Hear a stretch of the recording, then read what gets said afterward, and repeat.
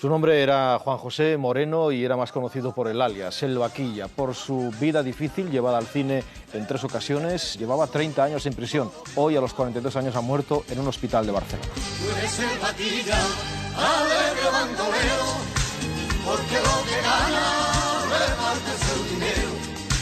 Tú eres el Vaquilla, el buen sentimiento, si al final te perdes de un simple cartón. Él me empezó a contar cosas de sus propios sentimientos. El muchacho era muy sentimental. Yo intentaba hacer, pues, como de hermanita de la caridad. Oye, vamos a hablar, compañeros. ¿Ha habido cabecilla? Libre, libre quiero ser. Y yo iba sudando frío, pero pensando, como a alguno le dé aquí una sobredosis, de aquí no salimos ninguno, ¿no? La heroína fue devastadora. Fue la guerra de mi generación. Era un chaval espabilado, era listo, se hacía simpático y no sabíamos si castigarlo o regañarle. Sé que es mentira, porque tú la estás gozando. Creo que en ese momento dejó de ser el Vaquilla y se convirtió en una especie de miembro del Star System. Funcionaban como proyecciones heroicas, era un poco como los forajidos de leyenda, héroes populares del barrio. Una sociedad toleraría el grado de violencia del suceso que vivíamos en los años 80, ¿no? Prácticamente cada semana había un atraco con tiros.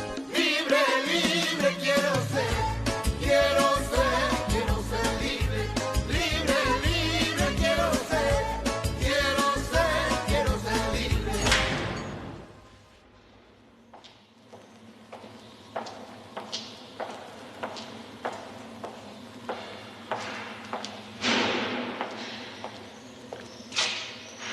Soy Juan José Moreno Cuenca, aunque todos me llaman Vaca o Vaquilla.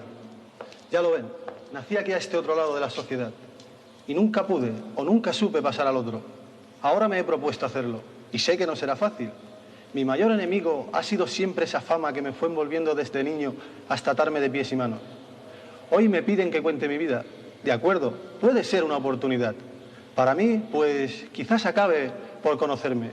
Para ustedes, tal vez empiecen a comprender quién diablos es ese sujeto del que tanto hablan sin saber por qué. Juan Moreno Cuenca se inició en el delito a la edad de 10 años. Fue detenido por primera vez a los 11. A los 14 ya había recorrido casi todos los reformatorios de España y a los 15 ingresó en la cárcel siendo aún menor. Porque ha sido un chaval, como dijésemos, como una piedrecilla que va rodando así por la calle, ¿me entiende? Ahora, para mí ese chaval es como un hijo mío más. Le llamaban el Vaquilla porque cuando era bebé, eso me lo contó él a mí, por lo visto hacía unas caquitas tan grandes que decían, esto no es un niño, es una vaca lo que...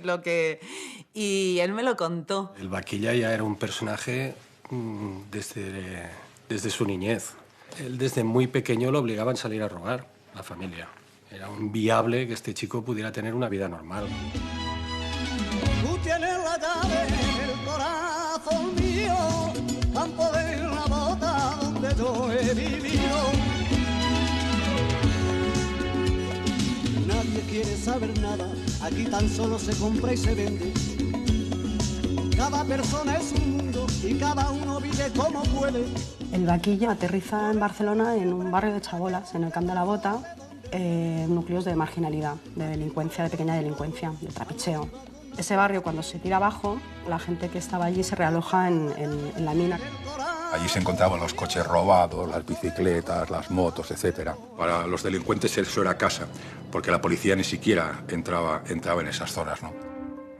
Las primeras familias provenientes de los barrios de barracas de Barcelona se instalaban en los bloques de pisos del barrio dormitorio de la Mina, lejos de la ciudad, sin los servicios mínimos, con las viviendas sin acabar de construir. Es un paradigma constructivo porque es de los primeros polígonos que se construyen con módulos prefabricados. Se levanta en tiempo récord con un coste muy bajo. Plazas sin asfaltar, bibliotecas, servicios médicos, ¿no? Eso era una cosa inexistente. Y cuando llovía aquello era tremebundo. Aquí hay de todo, bueno y malo, como en todos los sitios, ¿no? No sé si realmente esto tiene rehabilitación. Nosotros lo que queremos es trabajo, y así no habría tanta gorfería como hay ahora. Aislamiento, superpoblación, desarraigamiento y dificultades para encontrar trabajo en su nuevo lugar de residencia hicieron que en poco tiempo aparecieran los primeros problemas. niños sin escolarizar en un continuo pulular callejero, con escasísimas posibilidades de sobrevivir dignamente a un futuro descarnadamente competitivo y en el que ellos se llevan la peor parte. La escolarización de secundaria aún no es obligatoria, entonces hay como un limbo a partir de los 14 años, que se acababa la famosa EGB, no había horizonte, no había nada que hacer. De ahí surge precisamente pues, toda esa cultura callejera, ¿no? La policía no viene por aquí, no salen de los coches, ¿eh? Pues ya sabe usted lo que le digo, que en esta calle tenía que haber 3 parejas de policías, una en medio y una encarado. Y ya verían cómo venden la droga, que la venden como el pescado, como el que vende pescado, descaradamente. El vaquilla tenía mucha facilidad para robar vehículos.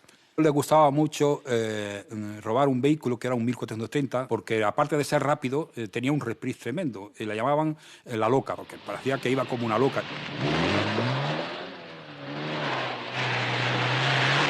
Yo lo conocí por primera vez cuando tenía 12 años aproximadamente y ya venía detenido por un robo de un vehículo. Y en el asiento venía con unas guías de teléfonos para poder llegar a la altura de la visibilidad. Aquí fue donde se inició en el robo de coches. Al poco tiempo siguieron los tirones y atracos. A los 13 años era el jefe de su banda.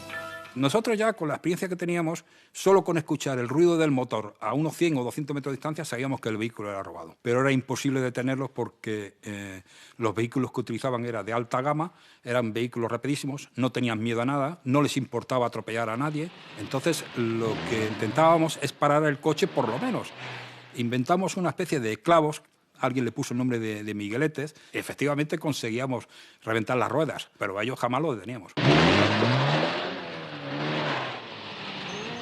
¿Qué piensas de los chicos de tu edad que se dedican a robar? Según para que lo hagan, no sé, me parece bien. Si lo hacen para su familia, yo creo que me parece bien que lo hagan. Si es para sus vicios, allá ellos. Yo no soy nadie para jugar.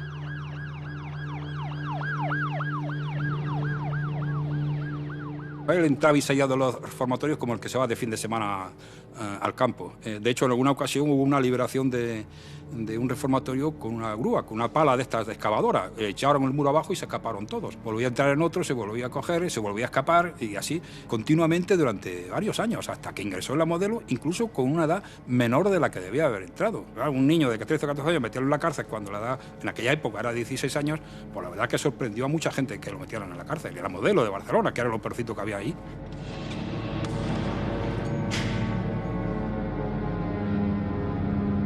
Yo era bibliotecario de la cárcel Modelo, era un preso como otro cualquiera. Le llevaba libros, él me pedía que fueran ilustrados. Hay que pensar que tenía 14 años y que por lo tanto hay que hablar pues, de un muchacho que se estaba formando. Dentro de cada volumen le miraba de llevar 1 o 2 cigarrillos porque él me lo insinuaba. No tenía cultura, no tenía educación y sin embargo, bueno, pues de esa inteligencia natural, de ese savoir-faire que quizás le dio la calle también. La madre ya era viuda porque el primer marido ya había muerto en un enfrentamiento con la Guardia Civil. El segundo marido también muere de una lipotimia después de un atraco. Tiene 4 hijos. Voy a decir los apodos porque los que hacíamos sucesos conocíamos los apodos. Pues estaban el Carica, el Antonet y Julián. Los 3 murieron violentamente. Julián, que era el que tenía el currículum criminal más bestia, murió escapándose de un hospital penitenciario, descolgándose con una cuerda de nylon y una sábana. Comparado con esta gente, la verdad es que el vaquilla era un poco el símbolo de una época, pero no era lo peor ni de lejos. Juan, ¿cómo se llega a la cárcel? A la cárcel se llega, pues, no teniendo nada, encontrándose solo y luchando por eso, por vivir, por sobrevivir. Se llega a la cárcel así. Hay otras formas. La mía ha sido esta. Muchos de estos chavales mentían en su edad porque preferían ir a la cárcel de mayores donde tenían familiares, hermanos mayores, padres, tíos, personas que les podían de alguna manera ofrecer protección. Sin haber participado en otros delitos ya era considerado un preso peligroso y no me permitían asistir a las escuelas.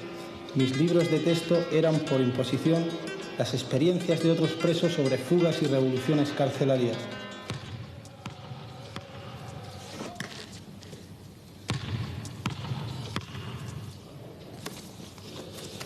Este es Antonio Alcuenca, es mi hermano, bueno, el que representa el núcleo de mi familia.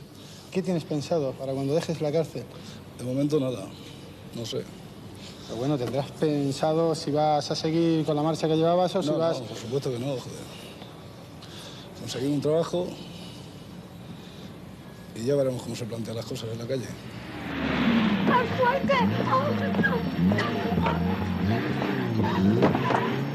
Por amor día libre como el viento libre, como las estrellas libres, como el pensamiento. Fueron presentados como héroes románticos en aquel momento, fueron idealizados también. Y en el fondo, lo que había detrás de esos chicos no eran pobres chavales. Como dice el verso de Bob Dylan, quien no tiene nada que perder. Y estos chicos no tenían nada y no tenían nada que perder y se convirtieron en nuestros forajidos, ¿no? nuestros forajidos adolescentes, nuestros Billy el Niño. Dale caña, Torete, que nos persigue. Tranquilo. Enseñó al conjunto de la sociedad española que había otro mundo, pero estaba en este. Magnificó determinadas actitudes que después muchos jóvenes en esos barrios fueron copiando. Por ejemplo, hace poco, un chaval de 17, 18 años ingresó en prisión y me dijo: hostia, tú eres el Vaquilla y tal. Oye, mi primer delito lo cometí después de haber visto la película Perros Callejeros, ¿no? Y él me lo decía con como un acto heroico, ¿no? Yo, en cambio, sentí lástima en ese momento, ¿no? La popularidad de El Vaquilla creció a raíz de la película Perros Callejeros, inspirada en su vida. El protagonista fue su amigo Ángel Fernández Franco, conocido por el apodo El Torete. ¿De qué comunidad, de qué barrio es Ángel Fernández, El Torete? Del barrio de la Mina.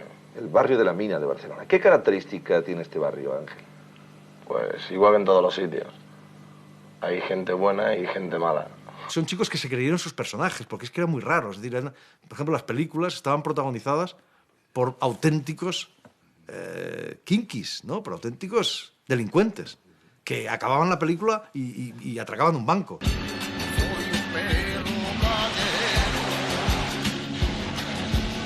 Los mitos siempre surgen para cubrir una necesidad. Y en estos barrios, digamos, con las autoestimas tan bajas, digamos, estos personajes que son capaces, aparentemente, ¿no?, como de poder superar esa dificultad o ese haber nacido para ser carne de cañón y de repente convertirse en los héroes de la película, ¿no?, pues, claro, empodera mucho. Oye, ¿a ti no te asusta poder ser un ídolo entre alguna juventud? Bueno, el ídolo lo he sido hasta ahora. Si entre mi gente, entre la delincuencia, el Vaquilla es un personaje especial. Y eran muy próximos, estaban en el paisaje, estaban ahí, Yo me rozaba con ellos, podías ir al colegio con ellos, estaban a la salida del colegio.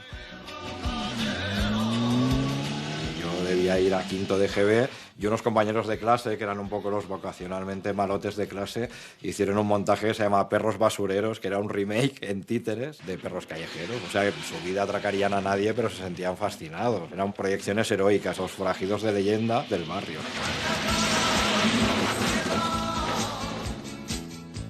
Juan es un brillante escritor de sus experiencias. Su libro, Yo, el Vaquilla, se ha llevado al cine de la mano de un amigo, José Antonio de la Loma, un experto en el género del cine marginal y una persona resuelta a dar a conocer la verdadera personalidad de Juan. Aquí no se trata de hacer ídolos, sino todo lo contrario, hacer bajar a esos ídolos del pedestal. Juan José, en estos momentos, ya convencido plenamente de que su único camino es el de la rehabilitación, está pasando los peores momentos de su vida. Y el motivo de la película es precisamente que el público conozca la verdadera imagen de Juan José Moreno Cuenca y enterrar la del Vaquilla. Las películas de la Loma tenían una clara vocación popular, o sea, había persecuciones, había humor en algunos momentos y había erotismo también, o sea, no escondían su vocación popular, pero sí que había en De la Loma un cierto compromiso humanista y a veces redentorista, o sea, él también pensaba que proporcionando papeles cinematográficos a esos actores naturales de la calle, de repente iba a allanarles el camino pues a esa reinserción.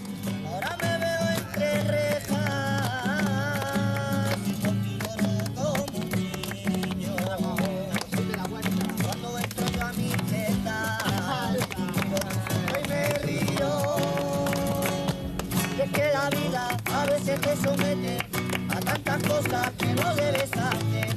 Y poco a poco tú te vas quemando como si fueras un trozo de papel. Cuando ingresé en la cárcel tenía pues la misma edad que estos chavales que ven aquí. Quizás también sus mismas inquietudes, sus mismos problemas. Gorrión, ¿qué edad tienes? 21. 21 años. ¿Has ido a la escuela? No. ¿Nunca? Nunca. ¿No sabes leer ni escribir? No. ¿Crees que de haber nacido en una familia con dinero estarías donde hoy estás? No creo. ¿Te pinchas? Sí. ¿Cuánto tiempo llevas pinchándote? 4 años. ¿Y tienes pensado dejarlo? Yo pienso dejarlo, pero no puedo. El sistema penitenciario español está integrado por 88 centros, de los cuales 8 dependen de la Generalitat. La mitad cuenta con más de 25 años de existencia y algunos superan ampliamente esa fecha de construcción. Y aunque la ley penitenciaria establece celdas individuales, cárceles con una capacidad máxima de 350 reclusos y un funcionario por cada 10 presos, la realidad señala por el contrario el hacinamiento en las celdas, la superpoblación en las cárceles y una proporción entre funcionario y preso muy distinta. El número de muertos, el número de apuñalados, el número de robados y el número de violados aquí es, de todas las maneras, imposible de asegurar. Las cárceles son un mundo muy terrible. Yo cuando la gente dice, bueno, le han metido solo 25 años de condena, ¿no? O sea, algunos comentarios que a veces oye, pero si un día allí me daría un patatús a cualquier ser humano normal, ¿no? No había buenos talleres, escuela. Cuando uno salía de la cárcel, al cabo de 24 horas estaba delinquiendo otra vez porque sus oportunidades eran mínimas. Era como una puerta de salón de estos del oeste donde entra y al cabo de poco tiempo otra vez dentro, ¿no? No tenían ninguna voluntad reintegradora ni regeneradora. Era la cárcel por la cárcel.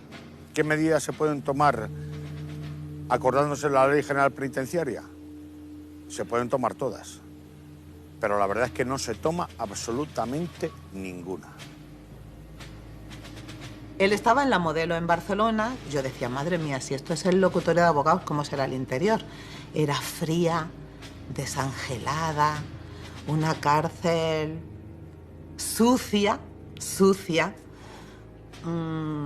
llena de desconchones, de humedad. Yo recuerdo la humedad, entrar allí a ver mucha humedad. Si los barrios estaban como estaban, pues la cárcel, pues imagínense. Plagas de piojos, ladillas, ratas, la comida, violencia, en fin. Paredes desconchadas, olor azotal, al desinfectante ese que se utiliza en el ejército también. Yo lo que recuerdo es entrar y en los 2 pisos superiores a los presos habían sacado los somiers y habían calentado pinchos para matar a las chinches de los somiers en los que dormían, ¿no? Era un mundo muy terrible. Vivir en unas condiciones muy mal. En La Modelo se vivía muy mal. De los 26.309 presos recluidos en las cárceles españolas a finales del 86, unos 12.000 eran presos preventivos que esperaban la celebración de juicio. Si lo tienen en la mano los socialistas. Lo que pasa es que no les interesa al gobierno. ¿Sabes por qué no les interesa? Porque si ahora, por ejemplo, salimos 7.000 preventivos que vemos aquí, tú cuenta que los atracos van a volver otra vez, ¿sabes si me entiendes? Y otra vez volverá a haber barullo, porque sabes que hay 2 millones de parados en España. Entonces, la gente que salga de aquí no se va a estar... En La Modelo, en aquellos años, ¿qué se hacía? Estar todo el mundo tirado en un patio, no sé cuántas horas, y pensando maldades. Dicen que aquí nos reformamos, pero ¿qué va? Salimos con más ganas de robar y contra la grevina. Era una pena ver una prisión como esa que estaba a rebosar y con delincuentes que más que regenerarse lo que iban a la escuela de delinquir. Aquí nadie se vuelve una persona buena y grata para la sociedad. Esto al revés, todo lo contrario. Sales con ansias de venganza y de coger a alguno y esas cosas. Usted ya me entiende. Había muchos motines en las prisiones. Entraba la policía, se subían a los tejados. Era una época muy convulsa, ¿eh? En todas las esferas de la vida. Una cárcel deprimente, para todo, para los carceleros que estaban ahí, para los funcionarios que estaban allí, para los internos, porque aquí aquello era casi salido del franquismo, con criterios, dijéramos, retrógrados. En 1977 nace la COPEL, la Coordinadora de Presos en Lucha, que pronto degeneró en una rama violenta. Carabanchel se convirtió en tierra de nadie. A partir del año 77 se inicia una época muy violenta con unos motines bestiales donde las quemaban directamente, se quemaban las cárceles, donde había muertes. Se creó una coordinadora, unos cuantos amigos, que sé yo los nombres, pero no lo voy a decir, que son los que la crearon, y se fundó la COPE y se ordenaba quemar cárceles, se quemaban, se destruían todo. El poder lo teníamos nosotros, los presos, pero a de eso otros aprovechaban para otras cosas también.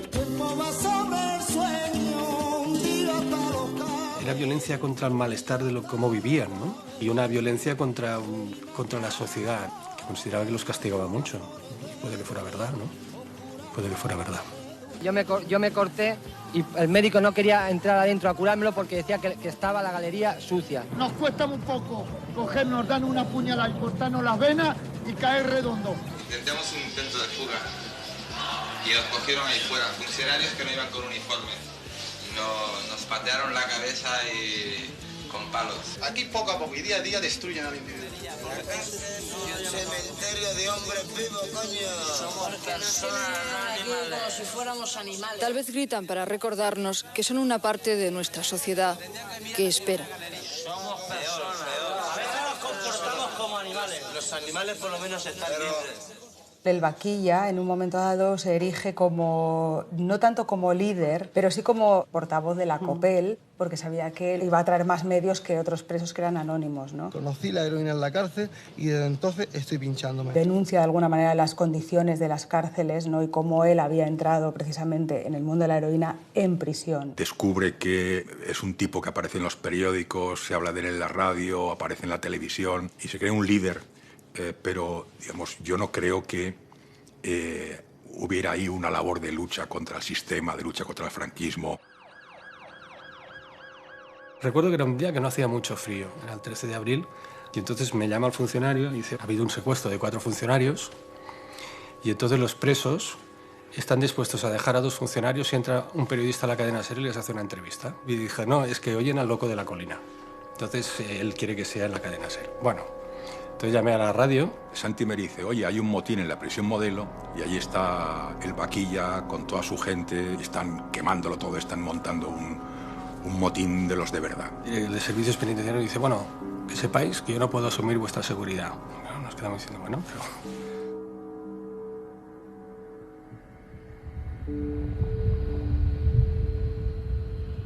Entró primero Rafa, que era el que en realidad hizo la entrevista, y luego entré yo entré el último.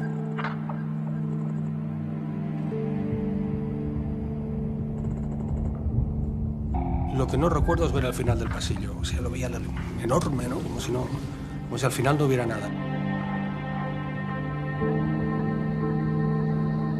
Todos los técnicos de Radio Barcelona colocaron la móvil en el patio de la cárcel y tiraron no sé cuántos cientos de metros de cable, subiendo por los tejados, pasándolo por las rejas. Y hasta que al final llegamos a la puerta de la quinta galería. Se abre la mirilla, miro dentro y veo a 2 funcionarios de prisiones arrodillados. Con las manos en los bolsillos y detrás un encapuchado que llevaba un punzón muy grande y se lo tenía puesto aquí en el cuello. Pero ya estaba hecho.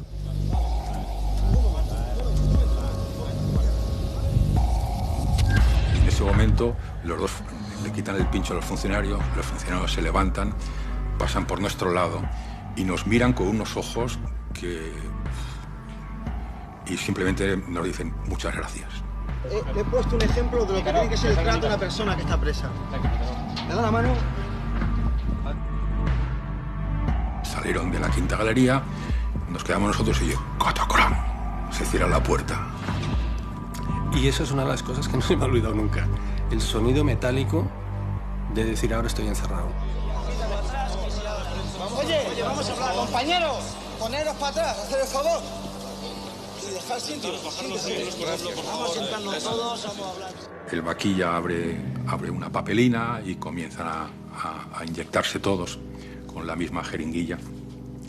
Y empezamos una transmisión.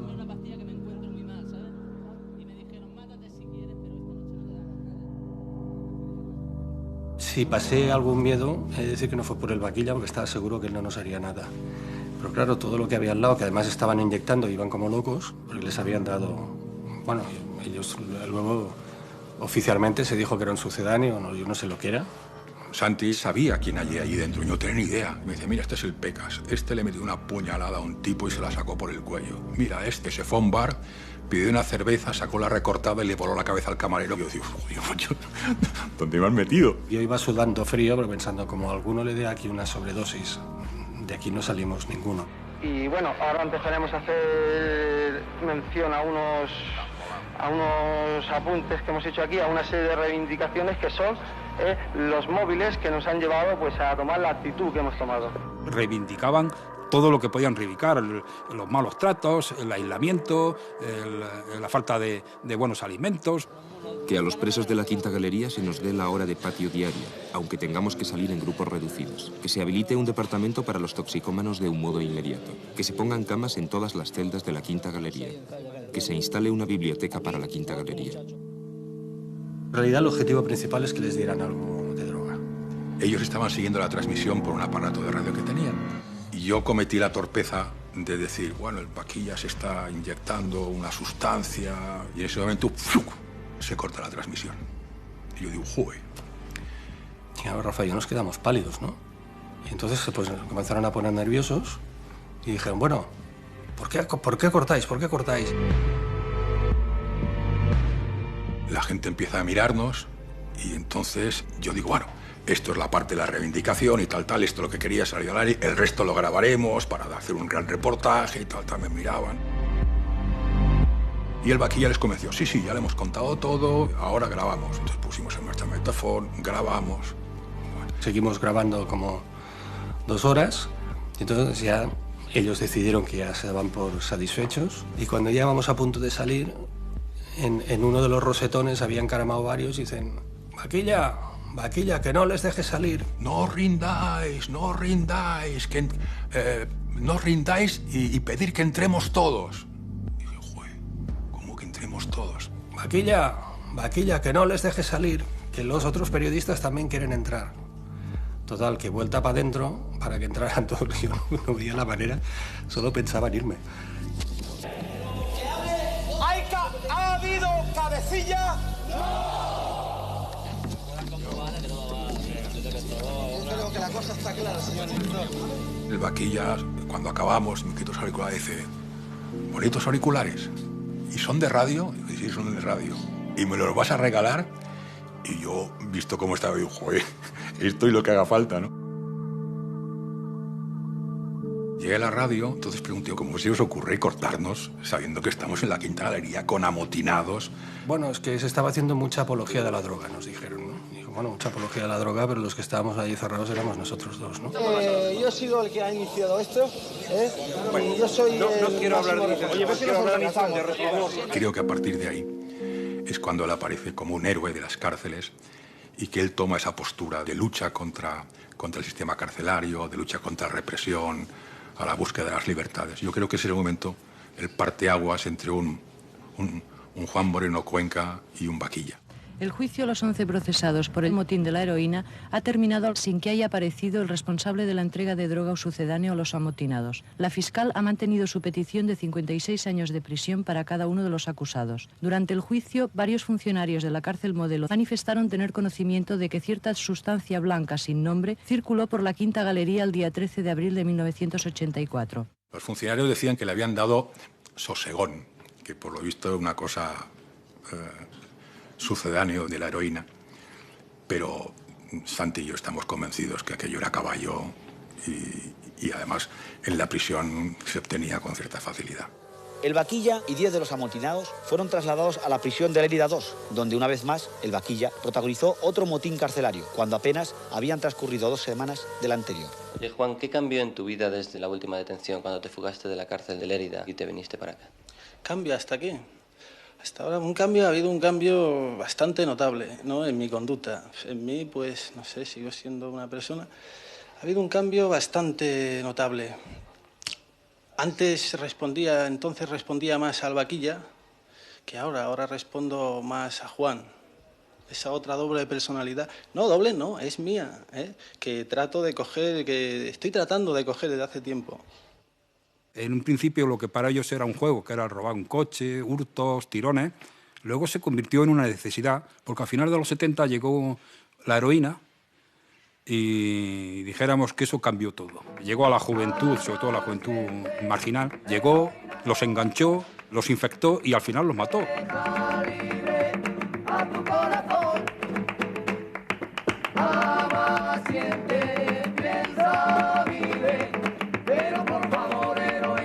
La heroína que fue realmente devastadora. Fue la guerra de mi generación. O sea, la gente por un pico hacía lo que fuera necesario, ¿eh? Significó un antes y un después en todo, ¿no?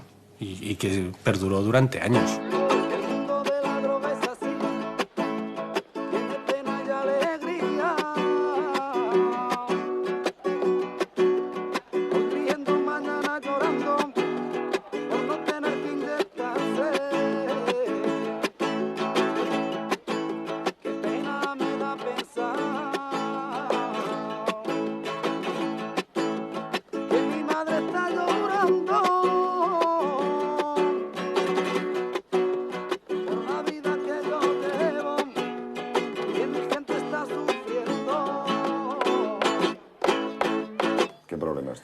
Pues los problemas que tengo con mi hijo es los de la droga.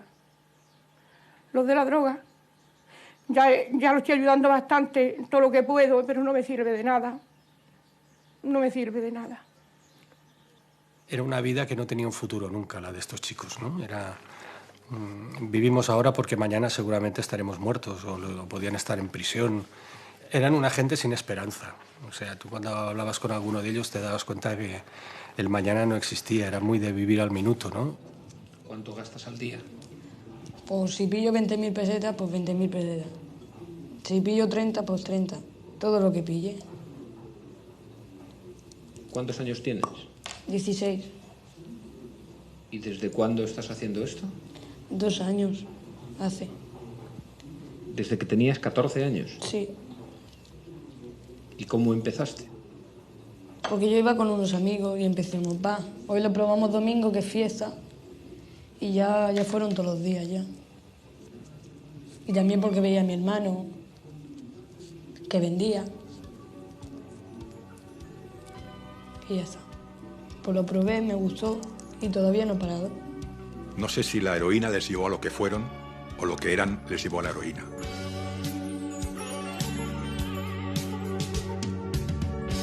¿Tienes novio? No, amigos. ¿No te has acostado nunca con nadie? Todavía no. ¿Y no has pensado nunca la posibilidad de hacerlo para conseguir dinero? No, antes haría otras cosas, como las que estoy haciendo, robando y eso. ¿A ti te gustaría casarte y tener niños? No. ¿No? ¿Para qué? ¿Para acabar como mi madre? ¿Cómo ha acabado tu madre? Pues separándose y siendo nosotros unos desgraciados, unos robando, el otro pinchándose, que no quiero. Machuques no, ni cuchara sin penadas de heroína. No más jóvenes llorando, no chilla. Solamente oír tu nombre causa ruina. Y el Vaquilla, uno de los presos más célebres, se ha vuelto a fugar. Él inspiró la película Perros Callejeros. Esta vez aprovechó una salida para ir a clases de conducir para no regresar a la prisión de Quatre Camins. Juan José Moreno Cuenca estaba clasificado en 2º grado. Su evolución, según los educadores, era en este momento muy buena. Las fugas de un sitio a otro, en los traslados, a ellos les encantaba. Desatornillaron el váter, por ahí se escaparon. A otros con una sierra hicieron un recorte, aparte de llevar las llaves de esposas, que siempre las llevaban para poderse desligar. Así llegó el Vaquilla a acumular la mayor petición de condena de su historia penitenciaria. 180 años por 25 delitos cometidos durante la fuga fue la petición del fiscal. Ustedes cuando van a salir de la prisión y ponen y sitúan a unos funcionarios en el cuarto de basuras, etcétera, ¿ustedes qué intención concretamente tenían? Crearon un mito, crearon la figura del Robin Hood, pero eso a la larga yo creo que pagó las consecuencias. Del ser tan famoso, verse protagonista, el ir a cada cárcel que iba ya lo buscaban para que intentara dirigir un alboroto, un motín o una fuga. El Vaquilla no tenía ningún delito de sangre, no había pinchado, no había pegado un tiro, no había herido a nadie. Pero salía a la calle y a las 48 horas ya tenías los coches de la policía buscándolo detrás, ¿no? En el cruce este, al pegar con el taxi, ha pegado contra un R11 y entonces ha venido a dar con este otro Simca 1200 que está aquí en el Chaflán. Automáticamente ellos se han bajado del coche, nosotros los hemos intimidado, se han tirado todos al suelo. Lo inmediato ha sido, naturalmente, detenerles y evacuarlo a centro hospitalario para las posibles lesiones que puedan sufrir. Se manda un tiro en la espalda, anda. No me quiere, mire, no me quiere. Aquí en la espalda, en la espalda. Aquí, ¿qué tienes, hijo de puta? ¿Qué tienes, Ahora viene una ambulancia. Persigue la policía, lo tumba en el suelo, él está mirando hacia allí y de pronto se gira y el vaquilla. Es decir, una vez más lo habían pillado, ¿no?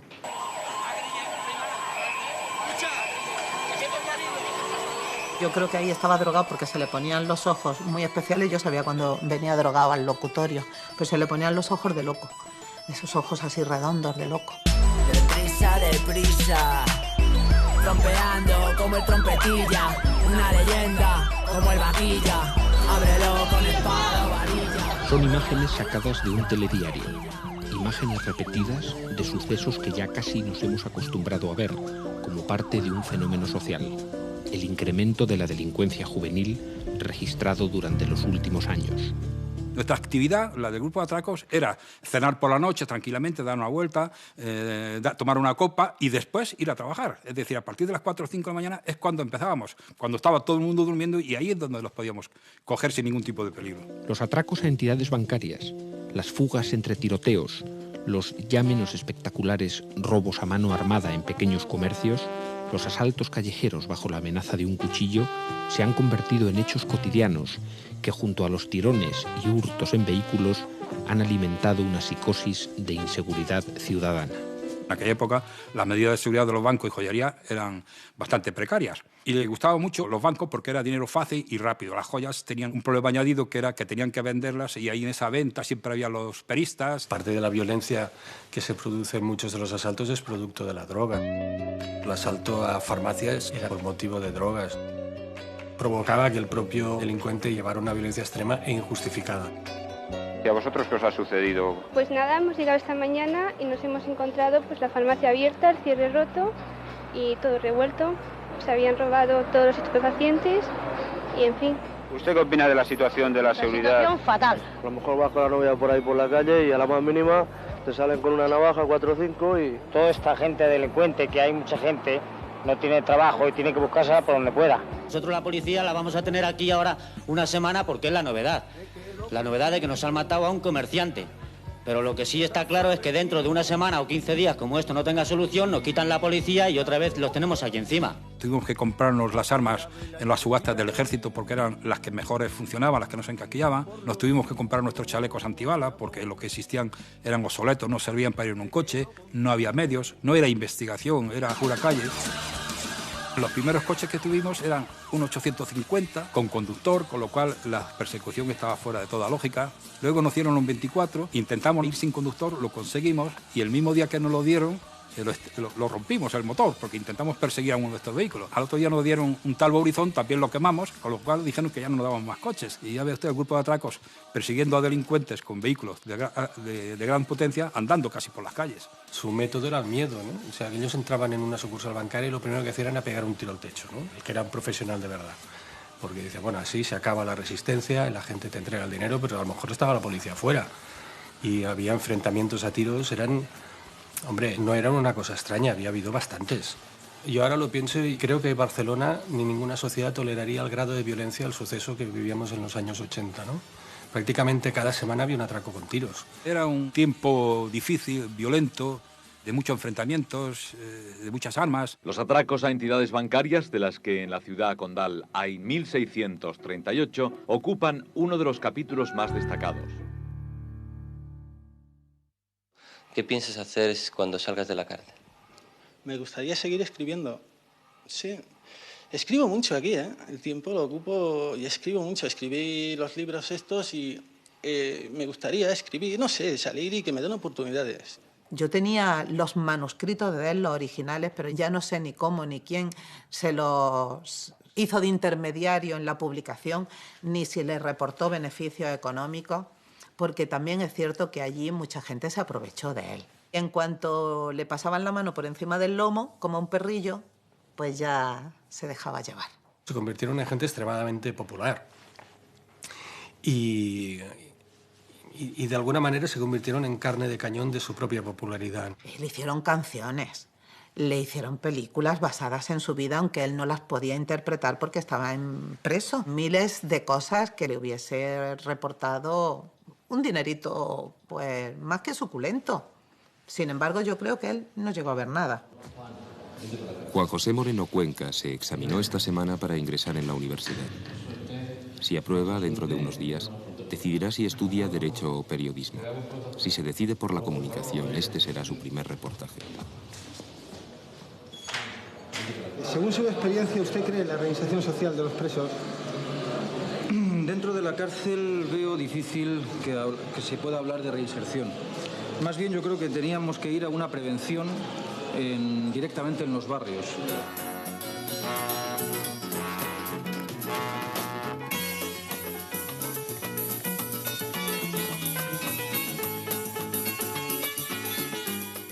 Lo que ocurría en la calle es recogido prácticamente a tiempo real, sobre todo por dos directores que son José Antonio de la Loma y Eloy de la Iglesia, que se fijan en ese fenómeno y deciden hacer un cine a tiempo real sobre ese tipo de personajes, ¿no? Se estrena en Madrid El Pico, película dirigida por Eloy de la Iglesia, que ha sido producida y distribuida por Opalo Films. Eloy de la Iglesia es un caso muy singular de malditismo, ¿no? Milita en el Partido Comunista, es homosexual y drogodependiente, que hace un cine realmente muy popular, pero que toca, pues eso, toca nervios muy delicados. Somos pocos, realmente pocos, los que dentro de la literatura, del cine, de todo el mundo de la expresión, nos preocupamos de los problemas marginales, de los problemas del suburbio, de toda esa masa que rodea la gran ciudad y que son de alguna manera como ciudadanos de tercera, a los que no se les da cabida ni en la literatura ni en las pantallas. En las películas de Eloy de la Iglesia, aparte de interés ideológico en retratar la marginalidad, hay también esa especie de impulso pasoliniano, de alguna manera, de buscar rostros en la calle y convertirlos en figuras icónicas. Y realmente son al mismo tiempo películas muy transgresoras y películas muy incómodas y muy desafiantes para lo que es la moral establecida.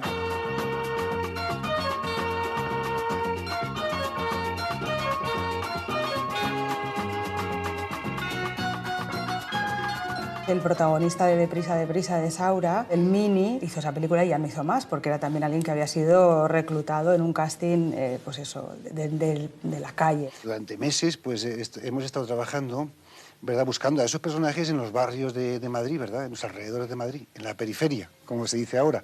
Después de hacer esta película, ganar el Oso de Oro en Berlín en el 80 y todo, en la vida real cometió el mismo delito que había interpretado en la película. José Antonio Valdelomar, de 24 años, fue detenido tras efectuar un atraco a mano armada en una entidad bancaria madrileña donde se apoderó de 167.000 pesetas. Y cuando le llevaron a prisión todavía llevaba en el bolsillo el contrato que había firmado con Saura. Todo el cine que es una colección casi de destinos trágicos.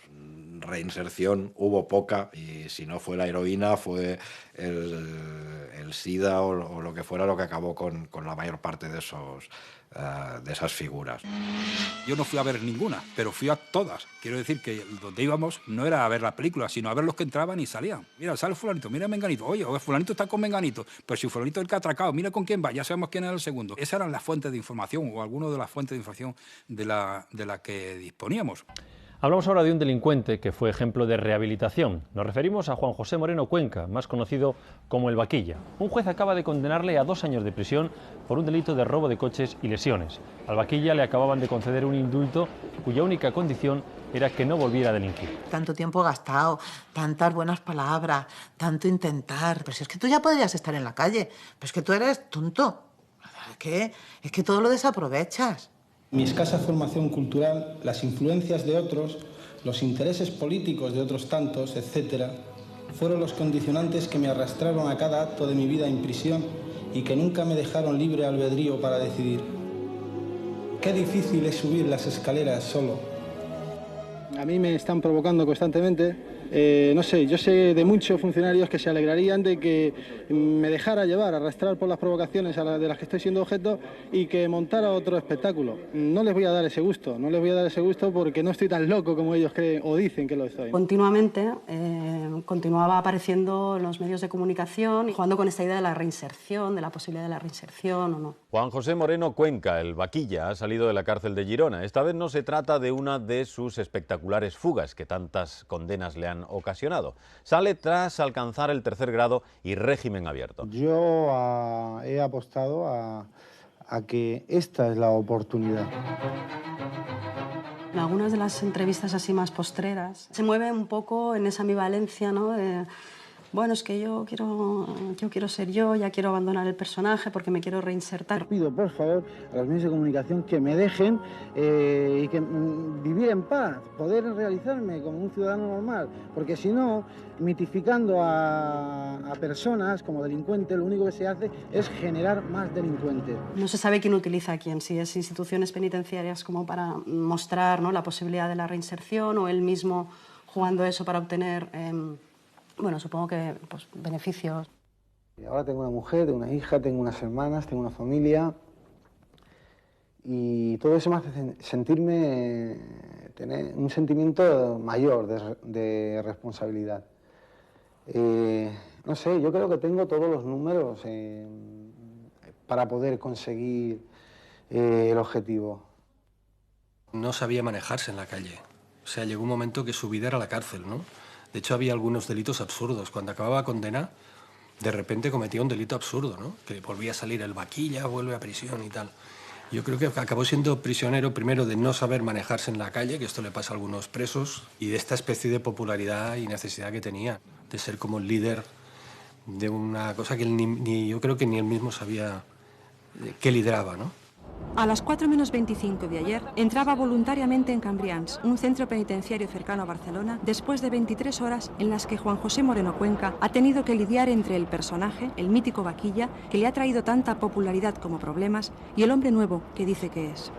Tenemos que hablar con la verdad, con lo que se nos ha dicho. Sí, la verdad, no hay que engañar a nadie. Entonces yo he llegado a un momento en el que he cumplido con todo lo que se me ha exigido y estoy en un momento en el que me lo quieren tirar todo de golpe al suelo y yo no estoy dispuesto. Entonces quiero manifestar públicamente mi situación de injusticia, la situación de injusticia que estoy padeciendo. Yo no he robado nada. Es el vaquilla, ha vuelto a tropezar con la justicia. A Juan José Moreno le han detenido en Barcelona, acusado de robar un coche. La falta de una vida arreglada desde la infancia, con reglas mínimas, hizo que después no supiera adaptarse a la libertad. En la cárcel todo estaba arreglado. Te levantabas, salías al patio, comías, merendabas, cenabas, tenías tu tiempo de biblioteca donde el vaquilla pasaba sus buenas horas también.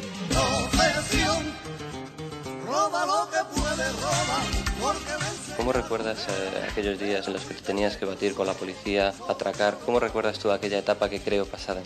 La recuerdo pues con mucha nostalgia. Sí.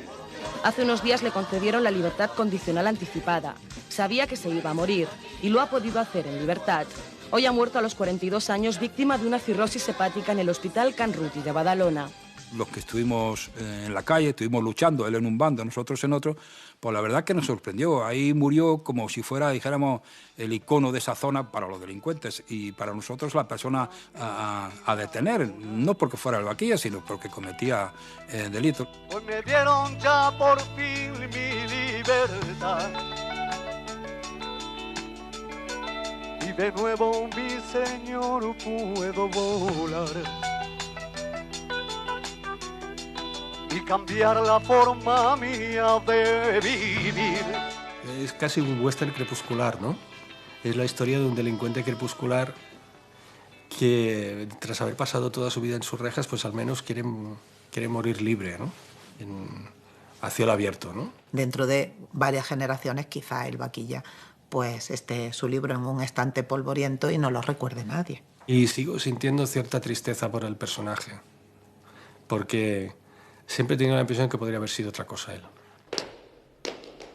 Sé lo que piensan los presos que están en la cárcel. Cuenta que la vida es muy triste, muy desagradable. Tengo un colega que escribe y está allí metido y cuenta que la vida es muy... Madre mía, me acuerdo que le decía a mi madre, mamá, ¿pero cuál es el mundo real en el que yo he vivido o este? Y ella me decía, pero es que todo convive, todo es un uno. Entre los 80 y los 90, toda aquella gente ha muerto por culpa de la heroína. De noche eran los reyes del mundo y de día no eran nada. Y luego se los ha llevado el tiempo. Cuando el suburbio más o menos ha ido desapareciendo, ellos se han desaparecido, ellos se han esfumado de la historia. El mundo entero, cuando te bajan al patio, ves a algún amigo, vas dando vueltas y vueltas. Son perdedores. Es decir, todos hemos sido beneficiarios del cambio de la dictadura a la democracia, ¿no? O la inmensa mayoría. Esta gente perdió. Esta gente perdió. Por la gente que allí sufre y en mi mente siempre está libertad para ti. Si me preguntas, ¿hubieran sido delincuentes si no llegan a tomar heroína? No sabría qué decirte. No sabría qué decirte. Libertad para ti, ya podrás volar de nuevo y cantar, sonreír y gritar al mundo entero. Libertad. And when it rains, you're shining out for me. And I just can't get enough. And I just can't get enough. ¿Qué tiene que tener una canción para convertirse en himno? Una canción es un himno cuando realmente trasciende en el tiempo. Si no, no es un himno, si no es un éxito. You're like an angel and you give me your love. And I just can't seem to get enough. Los chavales han ido a un coche con sus padres. Y si sus padres tenían un gran éxito de la movida, pues lo han oído.